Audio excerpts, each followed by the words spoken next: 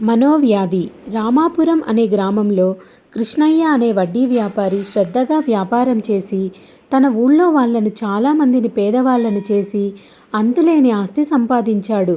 దానితో పాటు ఆయన ఊళ్ళో వాళ్లకు వెలి అయ్యాడు. వడ్డీ వ్యాపారం సన్నగిల్లిపోయింది.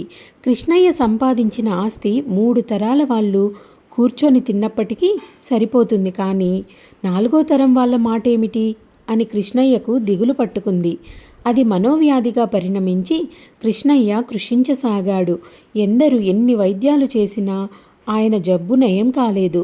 అప్పుడు ఒక బంధువు ఆయనతో, కృష్ణయ్య, నువ్వు నీ జీవితమంతా ఒకరిది తీసుకున్నావు గాని ఒకరికి ఒక తృణం ఇచ్చావు కావు. మీ ఊరి నిండా పేదవాళ్ళున్నారు.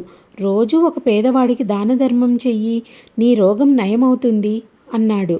ఈ మాటలో గురి కుదిరి కృష్ణయ్య తన పొరుగునే ఉన్న రామయ్య అనే పేదవాణ్ణి పిలిచి, రామయ్య, నేను పేదలకు అన్నదానము ఇతర దానాలు చేద్దామనుకుంటున్నాను. ఇవాళ మీ ఇంటిల్లిపాదికి భోజనం పెడతాను అన్నాడు.